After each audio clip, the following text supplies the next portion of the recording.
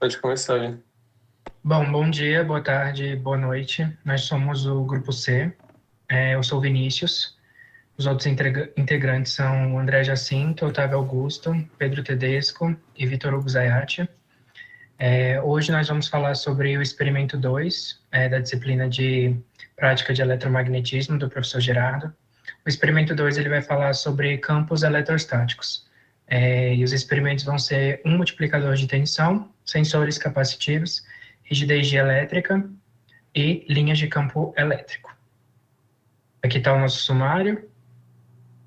Bom, o resumo aqui é justamente sobre o que essa apresentação vem discorrer, que é sobre essa prática 2 que foi realizada no laboratório sobre as aplicações dos campos eletrostáticos, e com base nos conceitos de campo elétrico e nas noções atreladas a esses conhecimentos, a gente realizou os experimentos. Então, vamos apresentar aqui agora com suas respectivas explicações. Eu sou o Otávio, vou explicar agora o nosso multiplicador de tensão com piso elétrico. O que a gente pode ver na imagem aí são capacitores associados junto com diodos e o piso elétrico ali é conectado, que ele gera uma tensão AC para o nosso circuito. Utilizando esses capacitores e diodos é possível a gente fazer um retificador de tensão e com eles vai um multiplicador de tensão consequentemente. Pode passar. E com essa entrada AC a gente coloca por todo o circuito capacitores e diodos associados de tal maneira que conforme a corrente vai fluir por um lugar, ela vai carregar um capacitor e vai deixar de carregar outro. E nesse efeito vai gerar um efeito em cadeia, onde vai conseguir pegar a tensão do capacitor anterior. Então a tensão do capacitor 2, por exemplo, será a tensão de pico da tensão AC, mais a tensão do capacitor antigo, que provavelmente foi a tensão de pico desse mesmo capacitor, resultando no multiplicador de tensão. Então a gente vai ter o dobro da tensão já de saída, e sendo ela DC nos dois polos, no polo anterior do capacitor anterior, no polo negativo do capacitor anterior e no polo positivo desse capacitor. Pode passar. Aqui a gente pode ver que os cálculos são baseados numa fórmula bem simplificada, que seria o Vout igual a N vezes V pico, que seria o que? A tensão de saída, com o número de capacitores que tem durante toda a associação com os diodos dispostos daquela forma, e a tensão de pico da tensão alternada, que infelizmente foi escrito corrente ali. E como a gente pode ver, aquela tensão ela se forma numa forma senoidal e ela vai se retificando ao longo do tempo, se mantendo sempre cada vez mais se aumentando e tendo uma tensão DC e não AC como era anteriormente. E esse foi um resumo do multiplicador de tensão, que foi utilizado um outro multiplicador de tensão para fazer a quebra da rigidez dielétrica do ar, que o meu colega Vinícius vai explicar. Bom, nessa segunda parte sobre a rigidez dielétrica do ar, é interessante entender que o rompimento elétrico de um isolante ele se dá quando o limite da rigidez dielétrica ela é atingida. Então, com isso, a gente obtém o resultado, como resultado, né, uma descarga elétrica, que ela pode ser, por exemplo, na forma de uma centelha. Esse acúmulo de cargas do mesmo sinal em uma determinada região gera uma tendência justamente do acúmulo dessas cargas para que elas se afastem e buscarem regiões onde elas possam ser neutralizadas, tendo em vista que elas estão localizadas e em uma única região, né? Então, aqui nós temos a imagem justamente do multiplicador de tensão, né, que foi elaborado com uma tensão de entrada de 3 volts. O esquema, na primeira imagem, né, o esquema justamente de como nós iríamos construir esse multiplicador. E na segunda imagem nós temos uma foto justamente do multiplicador que nós criamos, né, colocando ali tanto na entrada como na saída, os fios para que a gente possa fazer a transmissão da tensão multiplicada, e a organização de capacitores e diodos de acordo com o esquema que é apresentado na imagem acima. Então, a gente tem justamente a esquematização de como esse circuito é feito na primeira imagem, na segunda imagem, justamente a foto, né, de como ficou na prática a construção desse multiplicador de tensão, lembrando que ele estava com uma entrada de 3 volts. Pode passar? Um pouquinho mais sobre a rigidez elétrica do ar, né? A rigidez dielétrica do ar seco ela é de aproximadamente 3 vezes 10 elevado a sexta volts por metro, tá? Então, assim, os campos elétricos maiores que este valor fazem com que as cargas se movam pelo ar. Então, justamente, se a gente atinge um campo superior a essa rigidez dielétrica, a gente, portanto, quebra ela, tendo em vista que o valor do campo é superior a esse valor. Então, com essa quebra, é justamente o rompimento da rigidez dielétrica do ar, que é quando a gente consegue ver o que foi apresentado no experimento, né? Aqui na imagem ao lado, a gente tem justamente a relação de alguns materiais e suas respectivas rigidezes dielétricas, né? Então, nesse caso, o ar está ali, como já mencionado, né? 3 vezes 10 a sexta volts por metro, e temos também outros materiais que a gente poderia estar adaptando e utilizando experimentalmente para fazer esse experimento. Mas aí seriam necessários uma quantidade não, perdão, um valor de campo muito superior, né, do que a do ar. Esse é um fato interessante de observar. Então, a tensão precisaria ser multiplicada muito mais vezes, né? Precisaria ser uma tensão muito maior para que a gente pudesse quebrar a rigidez dielétrica desses outros materiais. A gente fez aqui, no caso, o rompimento, né, da rigidez dielétrica do ar, de acordo com o multiplicador de tensão que foi passado no slide anterior. Então, normalmente, essas descargas que são geradas a partir do rompimento da rigidez dielétrica do ar, elas ocorrem em avalanches, né, com a formação de íons no ar. Então, o acúmulo desses íons, quando eles procuram regiões para se tornarem eletricamente neutros, é quando a gente tem justamente o aparecimento dessas descargas e o rompimento da rigidez. Pode passar também. Bom, este parâmetro, né, o parâmetro no caso sendo a rigidez elétrica, ele é crucial para o design de sistemas de alta tensão, incluindo isoladores e linhas de transmissão de alta tensão, porque ele determina justamente a capacidade do ar de atuar como um isolante e influencia também na avaliação dos riscos de descargas elétricas. Então, a gente pode também fazer essas medições e é uma aplicação interessante com relação a esse conceito. Pode passar também. Bom, aqui a gente tem justamente o vídeo, né, da representação do rompimento da rigidez elétrica do ar. A gente pode ver ali no experimento que é gerado justamente a descarga, né. Então, é interessante ali, a gente tem justamente, né, o multiplicador de tensão, né, estou colocando o cursor ali em cima. Anteriormente a esse multiplicador de tensão, a gente tem o circuito baseado em um circuito da raquete de matar mosquito, né?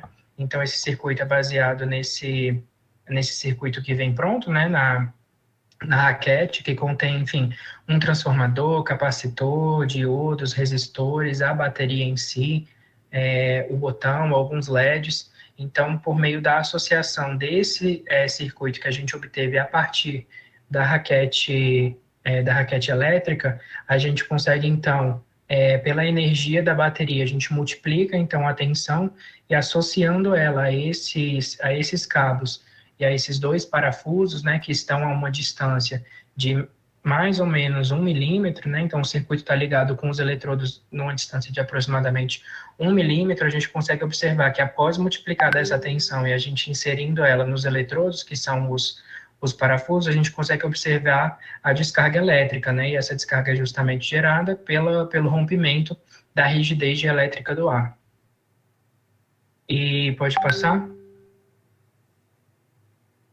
Bom, creio que é isso. Agora o colega André vai falar um pouco mais sobre continuidade desse experimento. Então, explicando um pouco mais sobre a rigidez elétrica do ar, a gente pode entender agora por que ele é um isolante.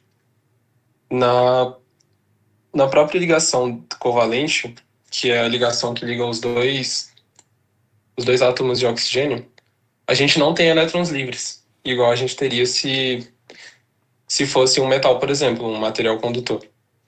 Aí, por isso, o oxigênio, ele não é um bom condutor, ele não conduz eletricidade, mas ele tem uma rigidez elétrica que pode ser quebrada com 3 kV, que, como o Vinícius falou anteriormente.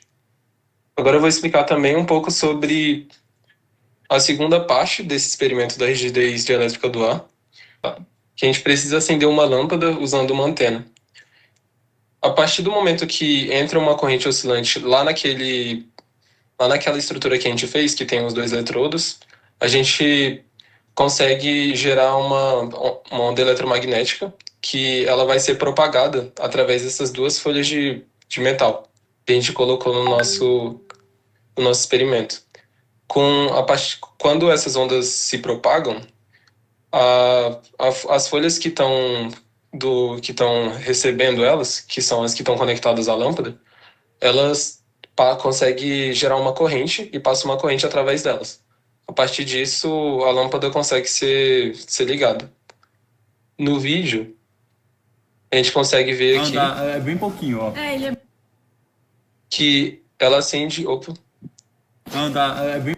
ela acende durante pouco tempo, porque é um pouco difícil de conseguir ver. Vou voltar aqui.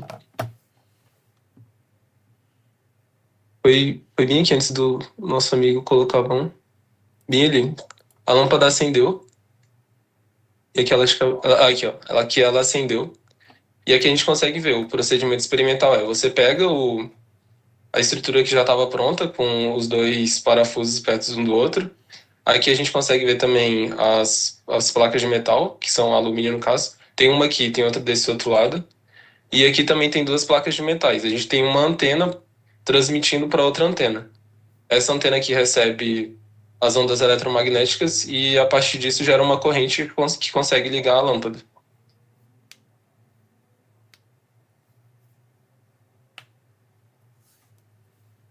Bom, agora eu vou falar do experimento da balança capacitiva, que a gente realizou lá também na nossa prática, né? No caso, é um experimento que ele é muito simples, né? E o princípio dele é de usar a capacitância, que a gente vai medir numa estrutura que a gente montou a partir de duas placas de zinco paralelas, né? Que são os materiais que constituem o nosso capacitor, né? Que eles são separados por um material isolante. Existem diversos materiais isolantes, até mesmo o próprio ar, a gente pode considerar como, né, o vácuo, no caso. Para esse experimento em específico, a gente usou uma esponja, né, constituindo o nosso dielétrico, né, e como é que funciona esse experimento, né? Fazendo uso de um capacímetro, né, dessas duas placas que elas são botadas em paralelo, uma em cima do nosso material isolante e a outra embaixo, né? A gente conecta duas garras do tipo jacaré, uma em cada placa, e conecta essas garras a um capacímetro. E a partir do material que a gente vai botar sobre a placa de cima, pela compressão que ela gera, né, entre a placa e o material isolante, a diminuição da distância entre as placas em função disso, né, isso altera o valor da capacitância que a gente mede no nosso capacímetro. E a partir disso a gente consegue fazer uma relação entre o peso do material e a medição da capacitância que a gente obtém no equipamento.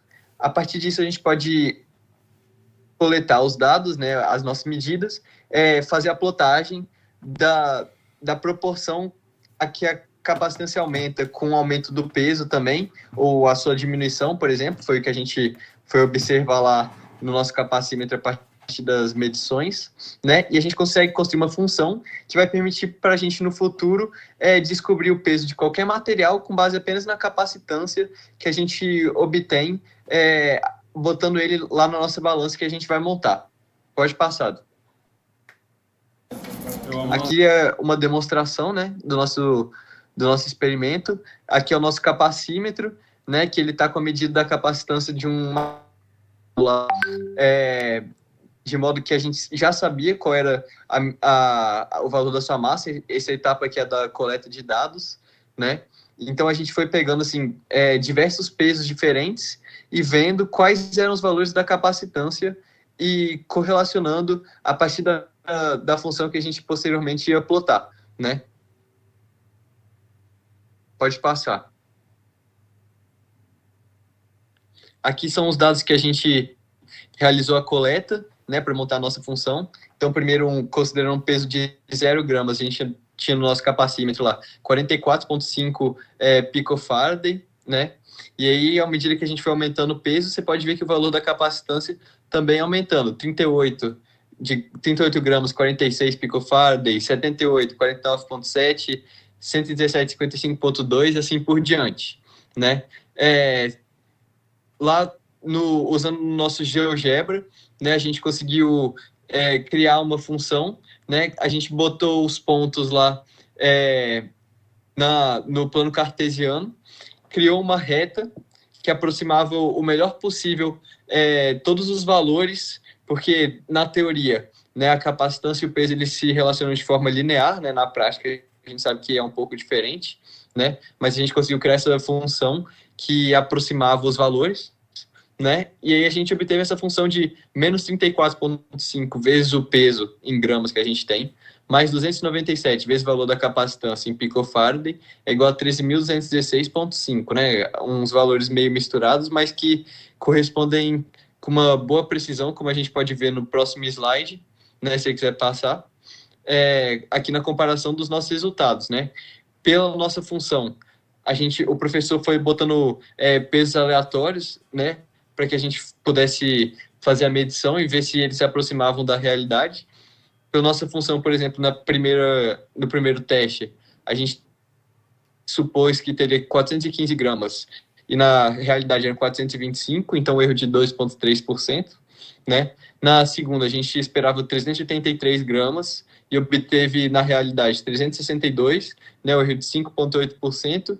E o maior desvio, às vezes até mesmo por uma questão da nossa balança, talvez o material dielétrico, que eram pequenos pedacinhos da esponja que a gente cortou, já ter sofrido com uma deformação muito grande, então às vezes isso pode ter atrapalhado na medição, né?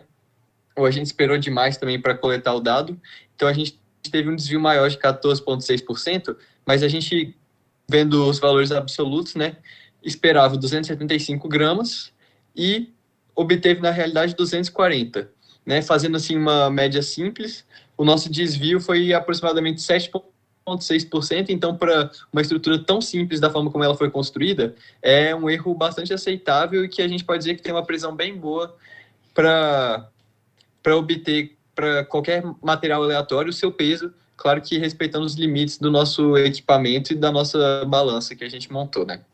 Então era isso o nosso experimento da balança capacitiva.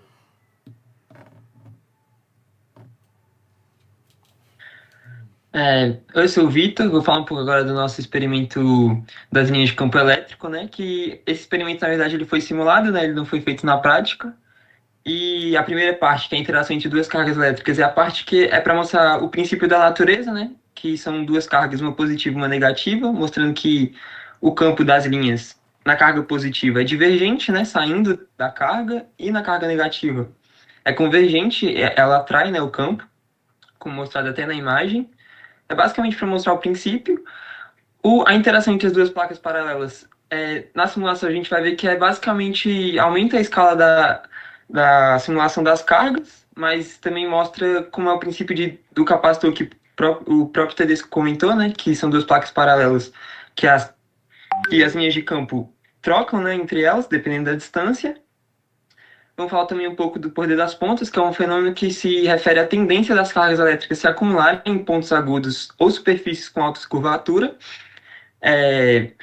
Simplificando, né, na verdade, um objeto que possui uma ponta como um para-raio, as cargas se concentram na extremidade, né? Isso acontece porque o campo elétrico é mais intenso em regiões de curvatura acentuada e facilita a ionização do ar ao redor, né? Que permite a carga escapar por essa ponta. A gente pode ver a aplicação disso principalmente nos para-raios, né? Que a gente vê que a estrutura dele é uma pontinha, né? Que vai acumular as cargas, que vai atrair o raio, que vai conduzir depois para fazer o aterramento correto, né? E também a gente pode ver o uso em equipamentos eletrônicos para minimizar a acumulação de carga estática e diminuir o dano, né, causado aos equipamentos. A gente vai ver na simulação claramente, né, como funcionam essas cargas acumuladas na ponta. E também a gente vai conseguir dar uma olhada na gaiola de Faraday, que tem um funcionamento baseado nas propriedades dos condutores, né, que em equilíbrio eletrostático, quando um campo elétrico externo é ampliado a um condutor, os elétrons dentro do material se redistribuem de tal forma que neutralizam o campo no interior do condutor, por isso que o campo no interior da gaiola é zero, né? E permite que proteja, né, de interferências externas, né, eletromagnéticas externas. A aplicação dela é bem diversificada, a gente pode ver principalmente em experimentos para evitar que os campos afetem, né? A gente vê também isso no dia a dia na aviação, dentro dos carros também. E outra aplicação também no dia a dia é o micro-ondas, onde isso faz com que o funcionamento dele, no interior dele, seja melhor, né? A radiação não escape e garante uma maior eficiência, né? E agora a gente vai ver nas próprias simulações como isso funciona e vai ser mais claro de demonstrar, né? Bom, eu vou falar aqui da parte prática simulacional, né, do nosso experimento 02 do professor Gerardo de eletromagnetismo, né, referente a capacitores, né. No caso aqui, fazer a simulação de um dipolo, né, duas cargas, e representar a forma como o campo interage, né, e se desenvolve entre eles, né, entre esses dois elementos. Fazer também experimento do poder das pontas, né? A gente vai ter uma estrutura com uma ponta e uma outra placa paralela, né? Aqui é o caso do dipolo, né? Que a gente vai querer provar, né? E mostrar que a intensidade do campo próximo das esferas é maior, né? Porque as linhas de campo estão mais concentradas, tem maior densidade dessas linhas de campo, e assim o campo é mais intenso nessa região, e ele se dirige, né, saindo do polo positivo para o polo negativo, e é assim que se desenvolve esse esquema. Então agora a gente vai partir para a sua simulação, que eu vou começar a simular, né, nosso dipolo, chamar ele de duas cargas, ok. A gente vai inserir aqui nosso Maxo 3D, né? Nós vamos começar a construir nosso sistema, dar uma maior abertura aqui para os nossos elementos, estabelecer aqui uma esfera. Ela tem que ser formada por um material condutor, né? Então aqui a gente já muda o material, botar de alumínio mesmo, alumínio. Estabelecer também um raio para essa esfera. Eu vou botar um raio aqui de 5 milímetros. Ó.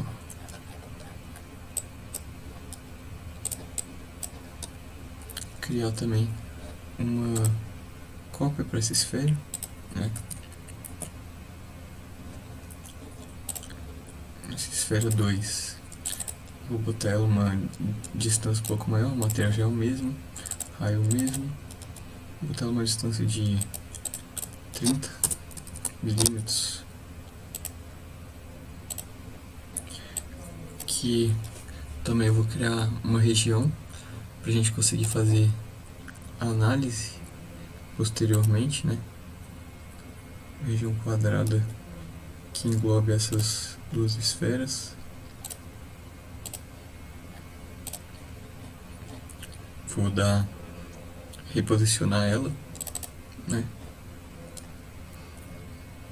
Aqui sua orientação, tudo correto. Vou ter uma posição no eixo X. Posso botar 10, botar 15. Botar a posição no eixo Y. Botar em menos 10. No eixo Z tá um menos 12. Dá o OK. Ainda ficou um pouco fora.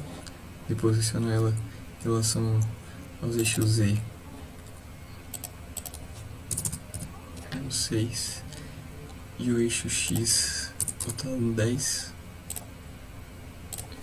Pronto, só verificar as duas esferas englobadas. A gente bota uma transparência para conseguir visualizar melhor, né?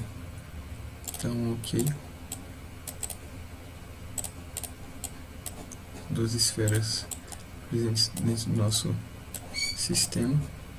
Agora a gente vai mudar as configurações para conseguir botar a carga das nossas esferas, né? Beleza.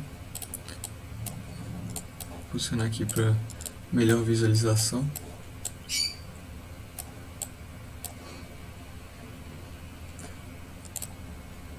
Selecionar a esfera 1, botar 10 volts.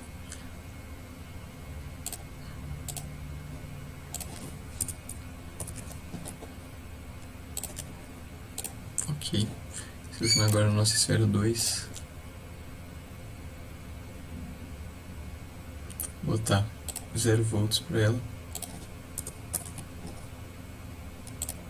Ok, também. Selecionar a nossa caixa e nela criar uma região. E agora a gente já pode preparar aqui, botar só os parâmetros matriz, concluir nossas duas esferas e agora sim. Setup, a gente bota 15 passos, verifica aqui nosso design e começa a fazer as verificações necessárias que ele está processando, né? E como eu já apresentei, o que a gente quer observar? Dessa esfera aqui de 10 volts, né, que seria o polo positivo, né, a gente quer observar as linhas de campo se dirigindo para outra esfera e uma intensidade maior dos campos próximos às esferas, onde as linhas de campo ficam mais concentradas. As duas englobadas pela região.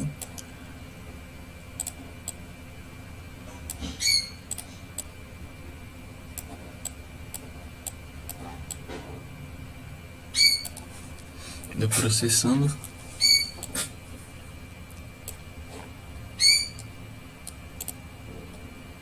Pronto, processou. Agora a gente vai pegar o nosso plano XY, vai em Field Overlays, a gente vai estabelecer nosso campo Objects,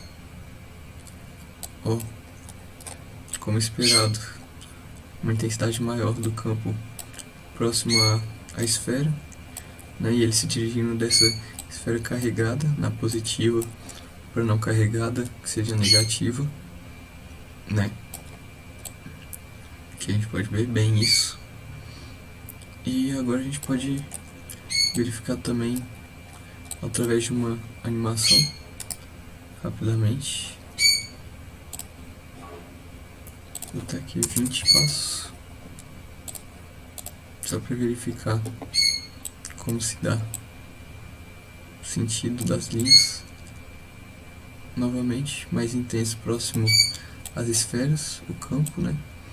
Se dirigindo do polo positivo para o negativo. E é dessa forma que se dá para as cargas.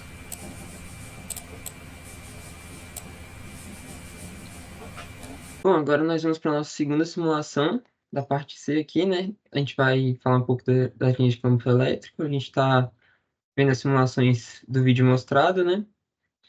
E a segunda simulação é sobre as placas paralelas, que a gente vai ter que demonstrar esse comportamento aqui no nosso simulador. Então, vamos iniciar. Primeiro que a gente tem que fazer é criar um projeto 3D e vamos iniciar montando nossas placas paralelas. Vamos aumentar aqui um pouco para a gente ter uma melhor configuração. Clicamos aqui em Create Box e vamos criar nossa primeira placa.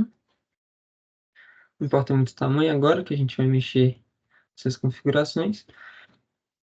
Também não são tão importantes, porque a gente vai só mostrar como funcionam as linhas de campo, né? Então, a obrigação mais é só elas terem o mesmo tamanho. Vou colocar aqui umas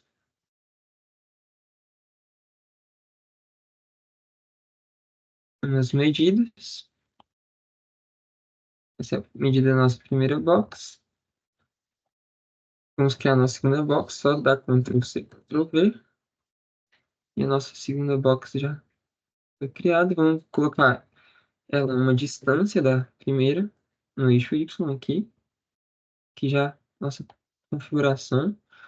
Vamos nomeá-las, né? Essa box aqui vai ser a placa 1.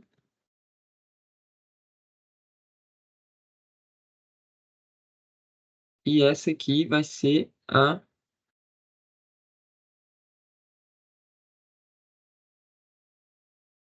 placa 2, certo?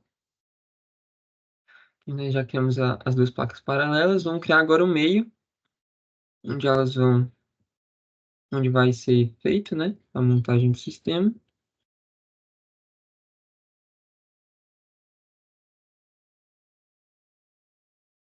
Vou dar uma arretadinha aqui. Pronto, vamos criar o meio agora, né? Colocar uma distância igual dos dois lados ali, ó. Tem 2, 2, então vamos colocar uma distância de 2, 2. Já vamos mexer no tamanho. Esse aqui, porque normalmente fica um tamanho muito errado. Vamos colocar tamanho 10, tamanho 12 do canteiro. E agora nós podemos mover novamente aqui. A gente pode colocar só o nome desse aqui para a gente não confundir com meio e colocar ele totalmente transparente. A gente bota aqui, além disso, coloca essa função para torná-lo meio, na região do meio. E aqui já está montado o nosso sistema. Transformamos isso aqui num regime eletrostático. As placas, para a gente ver melhor, tem que ser formadas por material condutor. Então, a gente já vai mudar aqui o seu material. Vamos colocar cobre, basta ser condutor.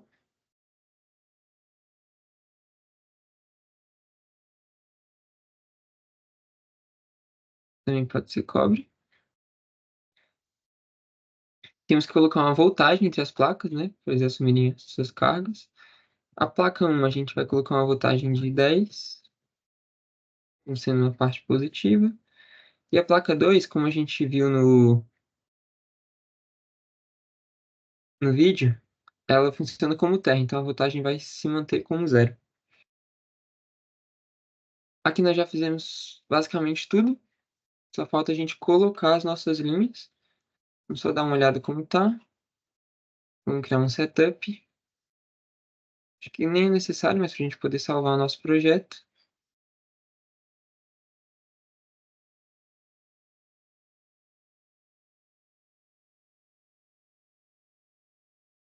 Esperar salvar.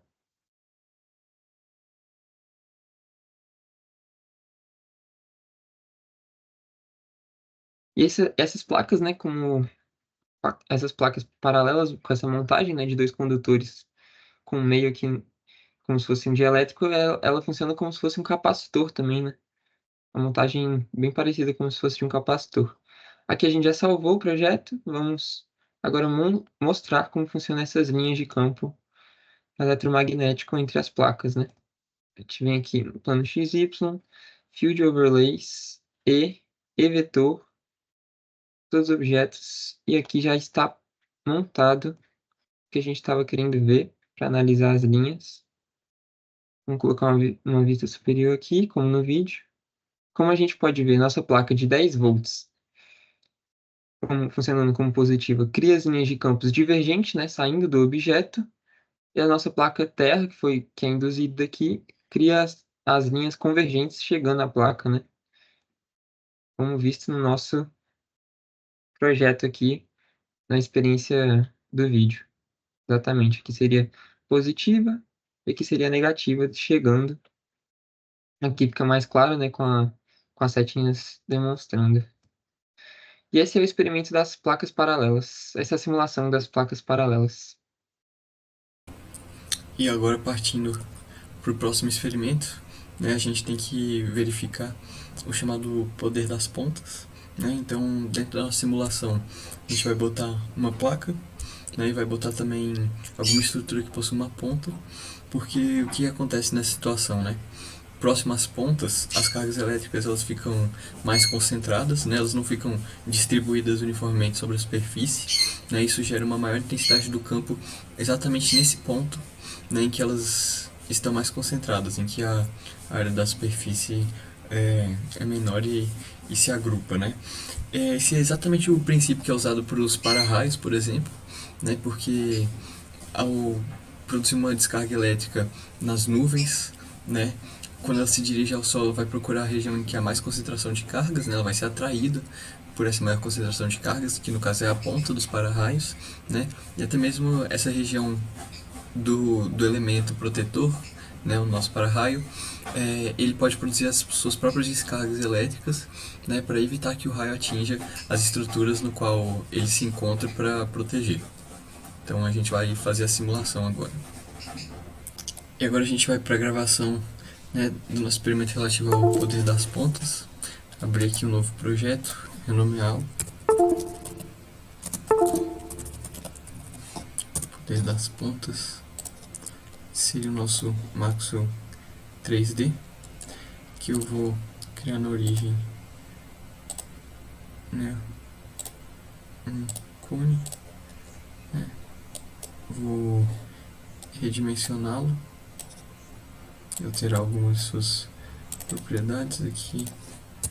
Cone, material alumínio, que eu vou inserir. Ok. Vou mudar a sua orientação para o eixo Y. Seu raio inferior de 5. Tamanho de 10. Pronto. Agora eu vou inserir também a nossa placa.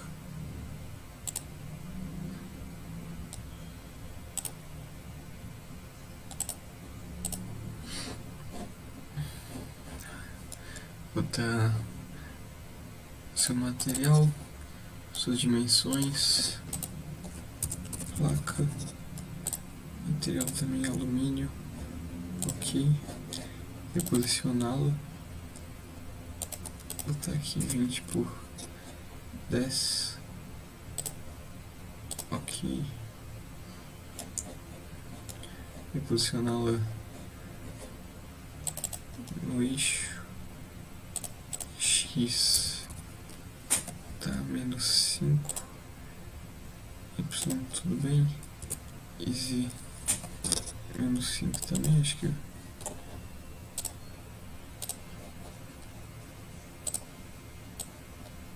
ainda tá fora. Reposicionar aqui no eixo X,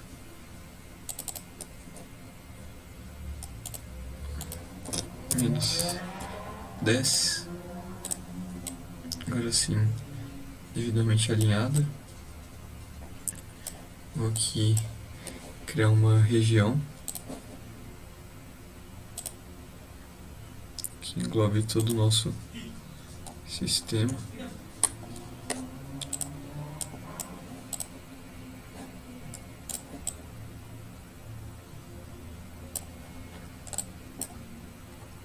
Ctrl Z aqui, corrigir. Realmente ficou muito exagerado.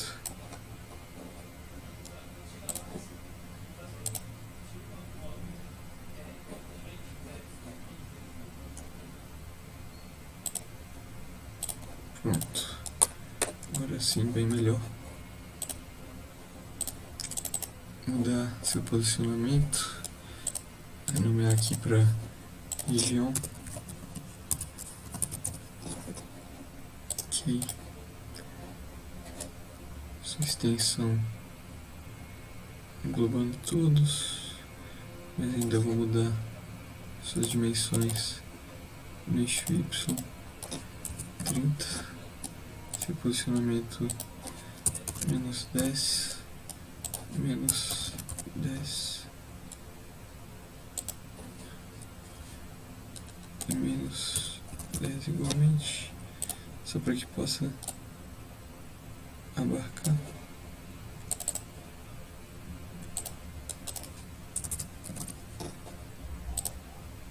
Agora sim, tudo devidamente englobado.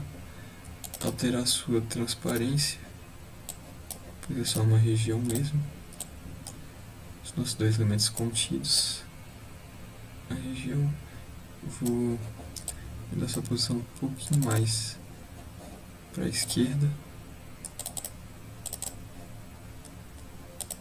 X-12. Agora sim. Selecionar essa região. Criar uma região de verdade. Mudar aqui os parâmetros de tipo de solução para eletrostático. Selecionar a estação do nosso triângulo, né, nosso cone.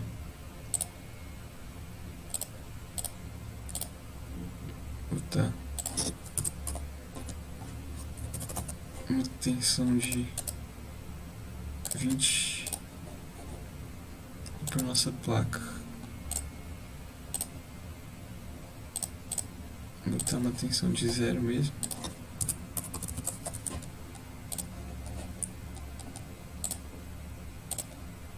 Botar nossa matriz.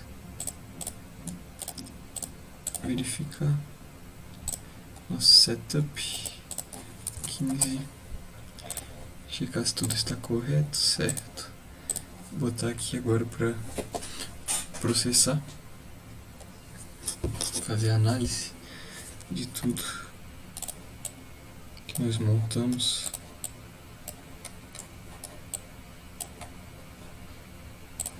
Aproximar aqui para que a gente possa visualizar quando dá a nossa análise de campos e animação.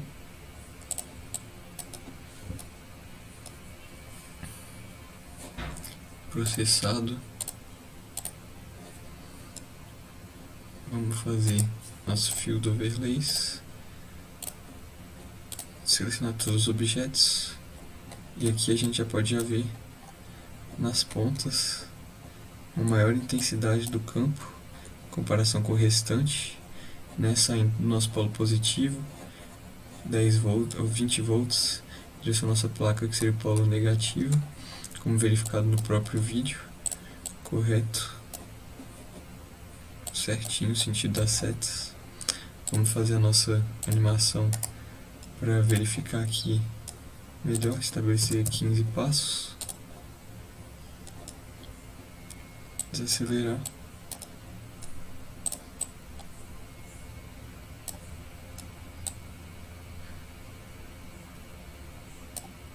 Aqui a gente vai vendo nosso campo saindo, nosso polo positivo para o negativo com a intensidade maior, próximo às pontas.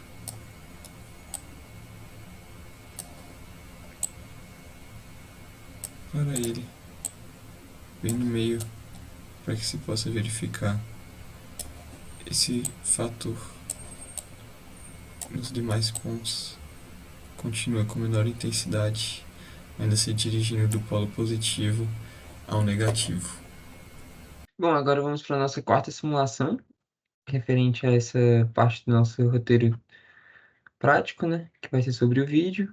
A gente pode ver aqui no vídeo que vai ser que a gente vai tentar reproduzir o efeito da gaiola de Faraday, que consiste basicamente que em uma superfície fechada, condutora, o campo elétrico interno a essa superfície é zero, já que essa superfície é condutora, as cargas nessa superfície são bem distribuídas e fazem com que elas se movimentem até alcançarem o equilíbrio estático. Então aqui não vai ter nenhum campo elétrico interno, já que ele vai ser tá tudo concentrado aqui. Vamos simular agora isso aqui para ver se a gente consegue alcançar algo próximo ao vídeo. Primeiro a gente cria o nosso plano 3D, né? Vamos criar nossas duas placas paralelas. Vamos dar só uma mexida aqui no tamanho delas.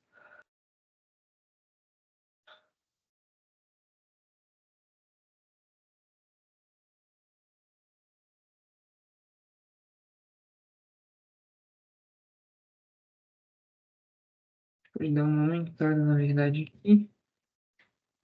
K8 também.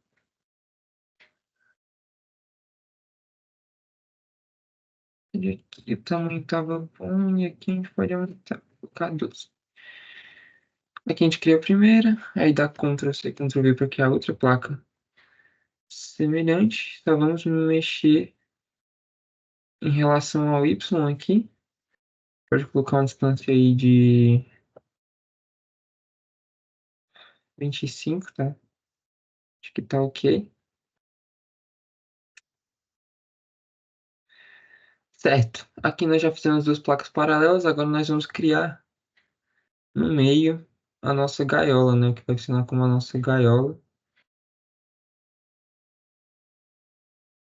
Vamos colocar aqui nessa vista superior.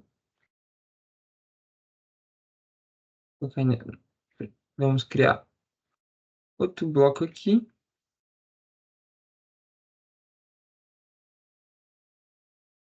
Tentar centralizar ao máximo aqui.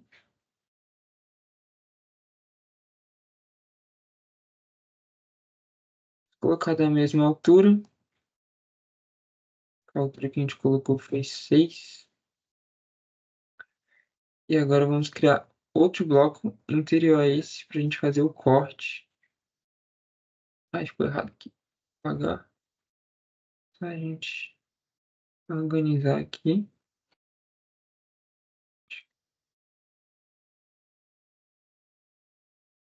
Acho que ainda está meio errado. Vou colocar ele o máximo aqui.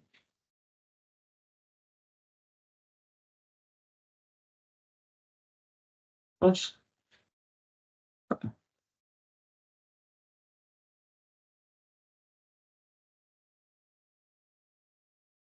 É só minha vista aqui, na verdade, que está equivocada. Vamos colocar a altura de 6. E agora nós fazemos o subtract para fazer o furo. Aqui, perfeito. Para dar uma observada melhor na nossa gaiola. Aqui são as duas placas. Esse elemento do meio aqui vai funcionar como a nossa gaiola. Como bem visto. Vamos agora criar também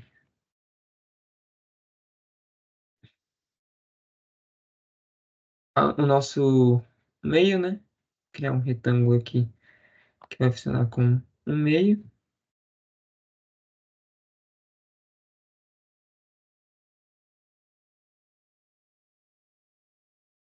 Agora esse retângulo aqui vai funcionar como um meio.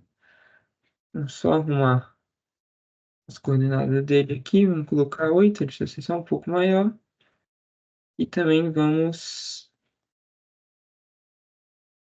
colocar a cor dele totalmente opaca, né? Ser transparente. A gente clica nele e clica para ele funcionar como um meio.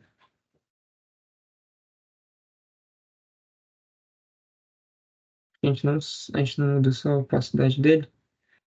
Aqui, perfeito. Aqui, agora a gente já tem o nosso sistema montado. Que vai ser a plaquinha, as duas placas, né? Vão possuir uma voltagem. E aqui a nossa gaiola de Faraday. Vamos colocar o nosso regime em Solution Type no regime eletrostático. E aqui nós vamos agora colocar uma voltagem nas placas. Deixa eu só renomear para ficar mais organizado. Essa vai ser a placa 1. Vamos colocar um material de... Tem que ser um material qualquer, né? Condutor. Vamos colocar o cobre. Certo? Agora a gente vem na nossa placa 2. Vamos colocar o cobre também. E vemos a nossa caixa 3. E essa vai ser a nossa gaiola. Vamos colocar o cobre também. Demonstrar primeiro como funciona a gaiola de Faraday, que tem que ser um material condutor. Essa caixa 5 aqui vai ser o meio, né? Só deixar organizado. Meio. Pronto. Agora a gente volta na placa 1. Vamos colocar uma voltagem aqui de 10. Na placa 2 a gente pode colocar uma voltagem de 0, que vai funcionar como terra, mostrado no vídeo, né? E temos os nossos pré-requisitos aqui para mostrar as nossas linhas. Vamos só dar um check-up aqui, para criar o nosso setup.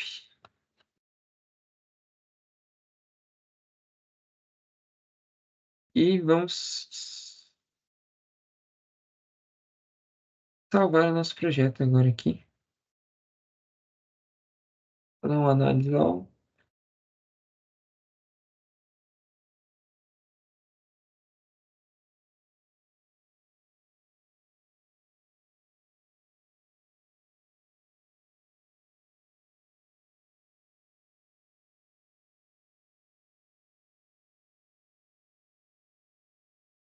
Vamos colocar na nossa vista aqui superior já.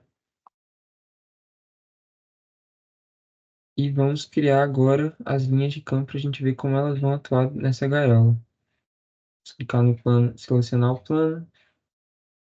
Eita. A gente seleciona o plano, vem em Field Overlay com o botão direito e Vetor ao Object. E aqui já dá para ver como funciona a gaiola de Faraday, né? Aqui é só a pontinha dos vetores, mas ela não cria um campo elétrico interno. Ela faz com que o campo elétrico, aqui no caso é a placa positiva, né? Então o campo é divergente. Aqui a placa que altera negativa seria o campo elétrico convergente. E aqui já dá para ver que no interior dela não possui as linhas de campo. Como eu disse, as cargas ficam concentradas na superfície, já que ela possui cargas soltas aqui, né? Cargas livres, já que é um condutor. E agora a gente pode ver o comportamento também, como mostrado no vídeo. Aqui é no caso da gaiola de Faraday, e aqui eles trocam para um material não condutor, né? Qualquer material não condutor onde as linhas de campo passam, né? Não possui essa mesma propriedade. Agora a gente vai fazer a mesma coisa com a nossa gaiola aqui, a gente vai mudar o material. A gente vai colocar de borracha, que é um material não condutor. Vamos salvar, né?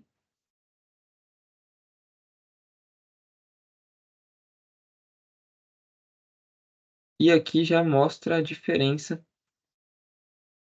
dos vetores que ultrapassam a borracha, já não funciona como uma gaiola, já permite a passagem do campo elétrico, o campo elétrico interior não vai ser nulo. Justamente como mostrado no vídeo e o que a gente queria demonstrar nessa simulação.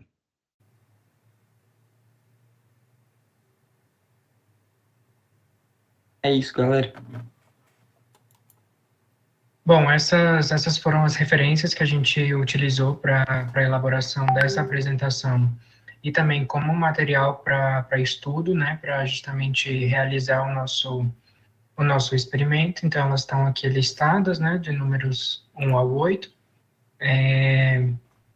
E é isso. Agora nós vamos, fim da apresentação, né, vamos partir agora para a abertura do nosso fórum de discussão, que é justamente o momento em que perguntas vão ser feitas, tendo em vista que todos os integrantes estavam presentes e colaborando para a realização dos experimentos, mas alguns em específicos ficaram mais aprofundados em alguns experimentos do que outros, então esse momento é justamente para a gente compartilhar alguns conhecimentos, ideias e tirar algumas dúvidas com relação aos experimentos e contribuir aí de uma forma engrandecedora para o conhecimento. Alguém tem alguma pergunta inicial que queira fazer?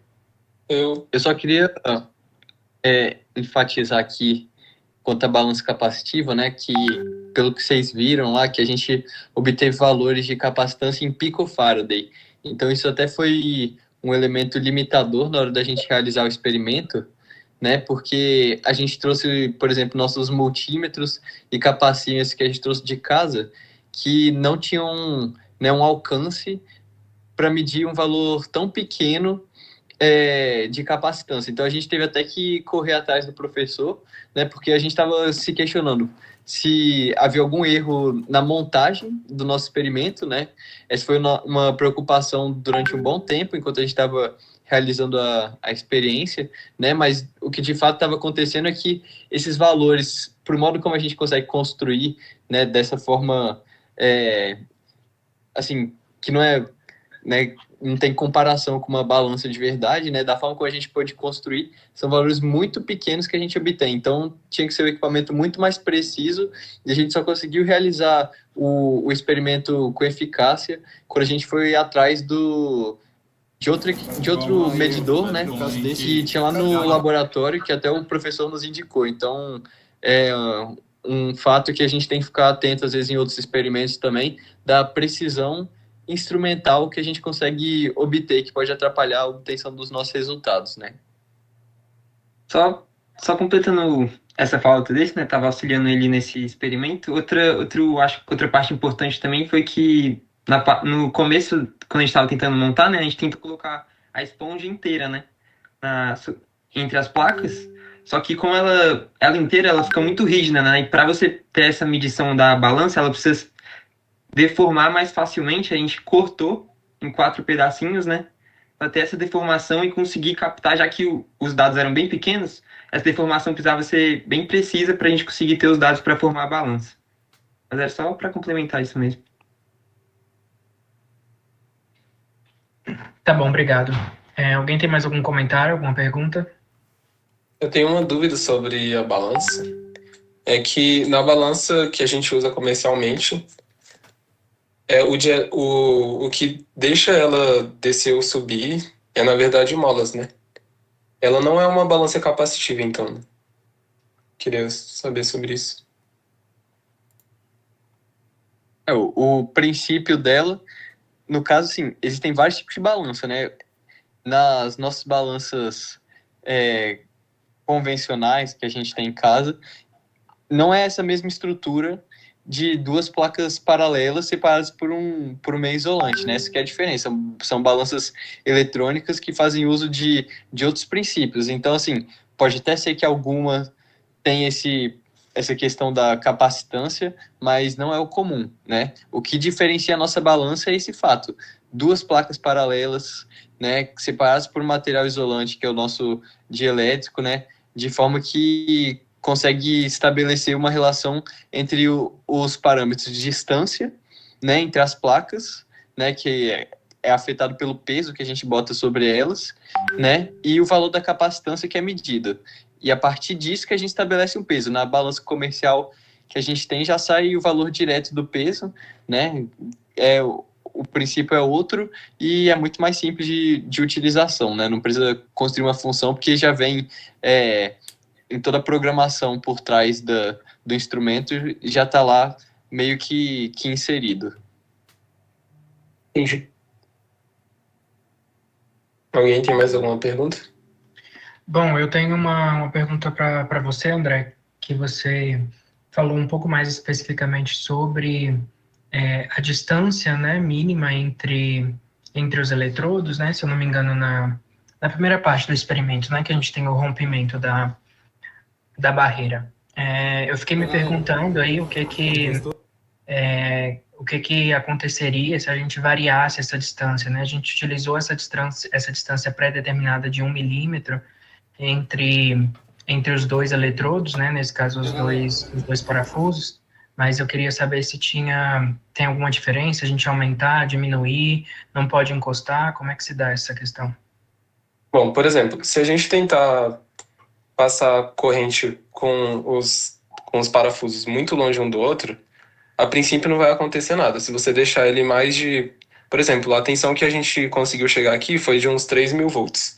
Como a rigidez elétrica do ar é de 3.000 volts por milímetro, se a gente colocar 5 milímetros e já tentar ligar, não vai acontecer nada. Mas se você colocar eles a um pouco menos de 1 milímetro e conseguir passar a corrente para eles, quanto mais você vai aumentando, a corrente continua passando. Isso acontece porque quando começa a passar a corrente, o ar em volta dela começa a ser ionizado. Isso facilita isso facilita dos elétrons fluírem. Então, se você coloca a um pouco menos de 5 milímetros, vai aumentando a distância aos pouquinhos, a corrente continua passando. Só que tem um ponto que ela para. Que daí o que acontece é que a rigidez que tinha sido diminuída por causa do ar ionizado já começa a aumentar. Aí fica mais difícil da corrente passar. E precisaria de mais tensão ainda. Conseguiu entender? Entendi, perfeito, obrigado. Mas alguém tem mais alguma dúvida?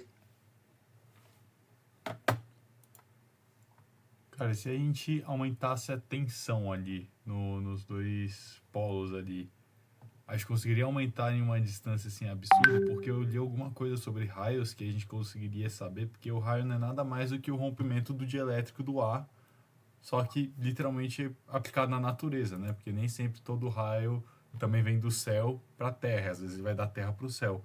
Então, basicamente, esse experimento que a gente está fazendo, a gente está simulando em um raio em uma pequena escala. Seria isso? Sim. Por exemplo, existem outros experimentos diferentes desse que você aumenta tanto a tensão que, por exemplo, nessa distância aqui, ou até mais, você consegue passar a corrente. Esse experimento se chama bobina de Tesla. Acho que você gera 25 milhões de volts por aí. E você pode até encostar, você não vai chegar a morrer, porque para você tomar um choque desse e chegar a morrer, você tem que ficar muito mais tempo, porque eu tava pesquisando sobre isso e eu vi vídeos de uma pessoa no YouTube que ela tentava provar que não é só a corrente que vai matar você. Na verdade, o que mata você é o tempo que você está sendo afetado pela corrente. Por exemplo, esse experimento da bobina de Tesla, na maioria deles você tem 25 milhões de volts e consegue passar até 3 amperes. Isso resulta em milhões de watts. Então você teria que morrer. Só que como você pega e só fica menos de um segundo tomando esse choque, não acontece nada. Mas sim, esse experimento é só uma forma minúscula de provar que você consegue quebrar a rigidez elétrica do ar com uma tensão muito alta. Entendi.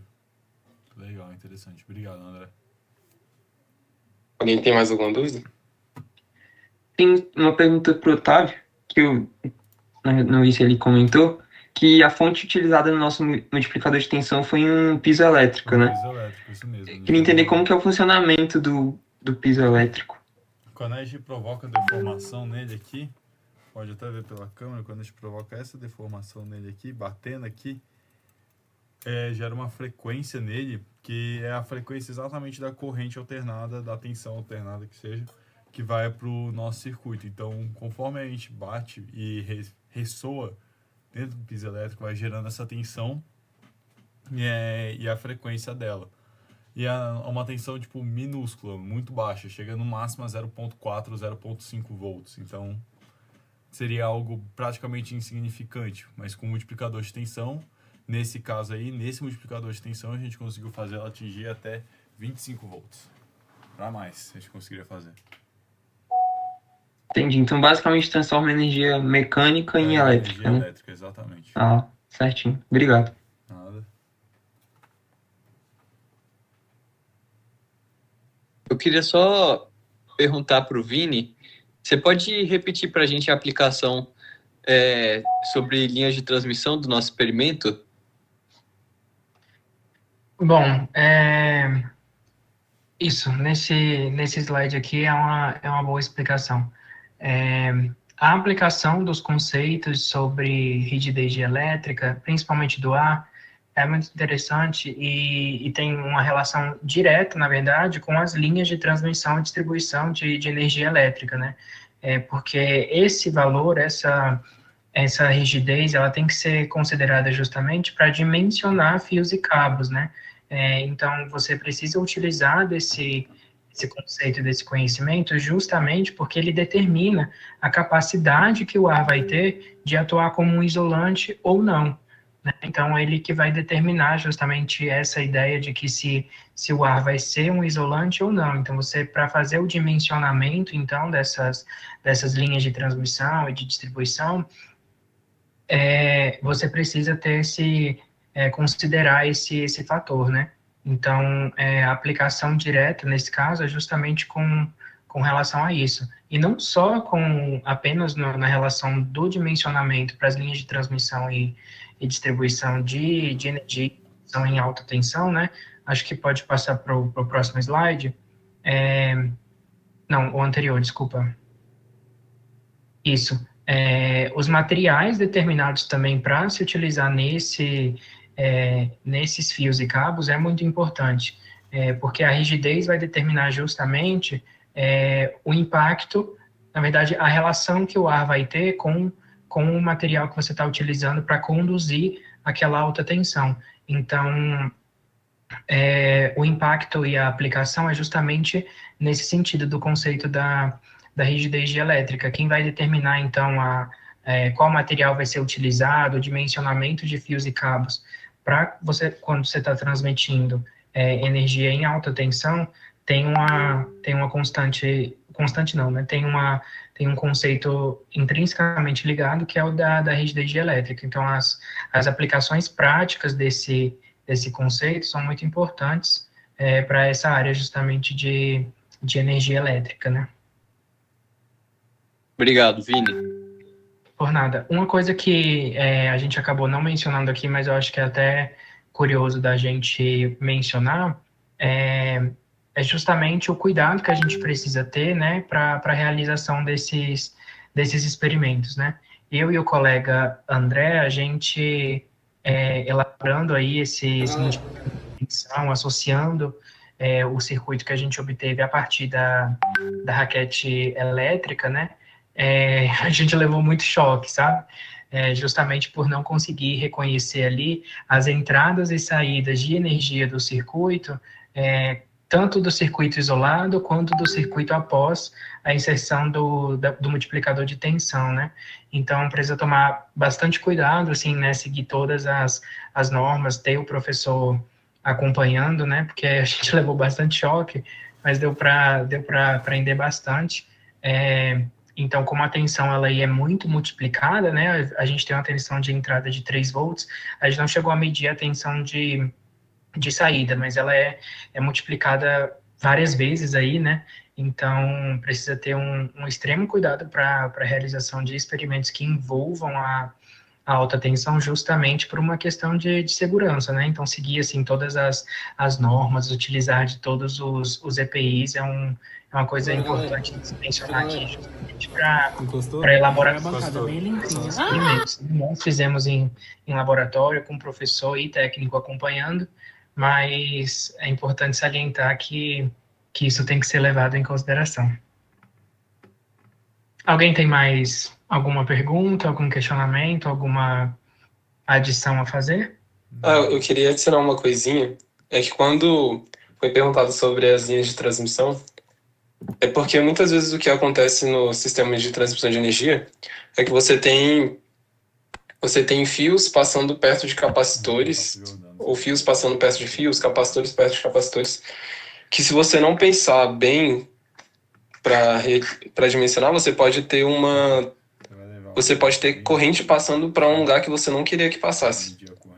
Porque a resistência dielétrica do ela pode ser quebrada só com 3.000 volts. Isso é bem pouco, se a gente for considerar as linhas de transmissão que chegam a valores bem mais altos. Então, se você não levar em conta isso, você pode fazer com que passe corrente para um lugar que você não espere e pegar fogo nas coisas que não deviam estar recebendo uma corrente. Só queria mencionar isso. Então, eu acho que a gente se encerra aqui. Isso, nós terminamos por aqui. Se já não tem mais nenhum comentário ou nenhuma dúvida acerca do que foi apresentado, nós agradecemos pela oportunidade de realizar esses experimentos e até a próxima prática.